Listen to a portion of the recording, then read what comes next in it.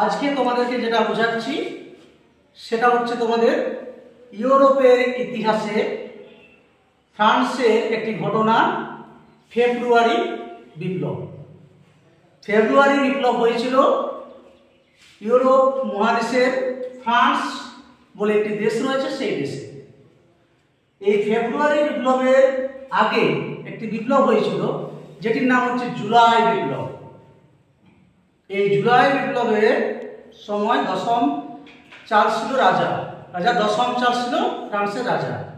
এই দশম চার্লস পদচ্যুত হয় এবং অর্লিয়েন্স বংশীয় রাজা লুই ফিলিপ ফ্রান্সের সিংহাসনে বসেছিল।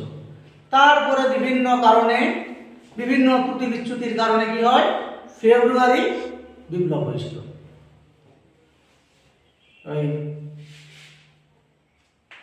ফেব্রুয়ারি বিপ্লব হয়েছিল। তো ফেব্রুয়ারি বিপ্লব হয়েছিল 1848 খ্রিস্টাব্দে 22শে ফেব্রুয়ারি। কি ঘটনাটা ঘটেছিল, একের পর এক ঘটনা আমি বলছি। ফেব্রুয়ারি বিপ্লব হয়েছিল অর্লিয়েন্স বংশীয় রাজা লুই ফিলিপের বিরুদ্ধে। হয়েছে 22শে ফেব্রুয়ারি ভোটাধিকার সম্প্রসারণের দাবিতে, মানে ভোট বাড়ানোর দাবিতে, এই ফ্রান্স নামক যে দেশটা রয়েছে সেই দেশের প্যারিস বলে একটি শহর রয়েছে, সেই প্যারিস শহরের একটি ময়দানে বহু মানুষ ফ্রান্সের তারা একটা কেন্দ্রীয় সমাবেশের আয়োজন করেছিল ভোটাধিকার সম্প্রসারণের দাবিতে, যে আমাদের ভোট সংখ্যাটা বাড়াতে হবে।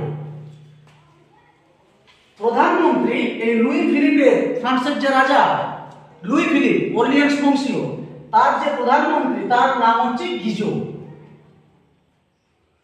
এই গিজো বলে যে এই মিটিংটা করতে দেব না, অর্থাৎ কেন্দ্রীয় সমাবেশটা নিষিদ্ধ করে।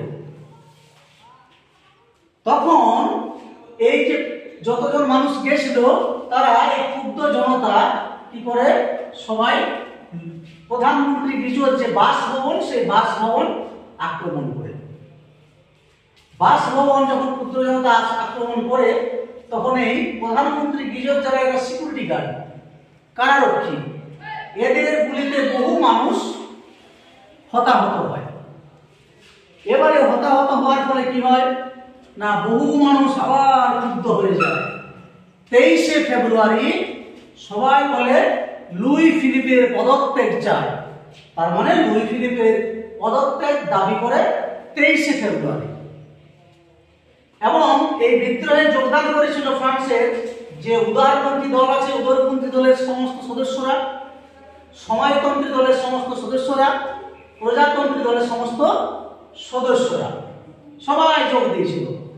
শেষ বেলা বিশাল যখন উত্তেজনা তৈরি হয়, বিশাল চাপ সৃষ্টি হয় রাজার উপরে, তখন বাধ্য হয়ে রাজা 24শে ফেব্রুয়ারি লুই ফিলিপ পদত্যাগ করে এবং সে নিজের প্রাণ রক্ষা করার জন্য ভয়ে ইংল্যান্ড চলে যায়। হ্যাঁ, ইংল্যান্ড চলে যাওয়ার পরে রাজ সিংহাসন শূন্য হয়ে থাকে।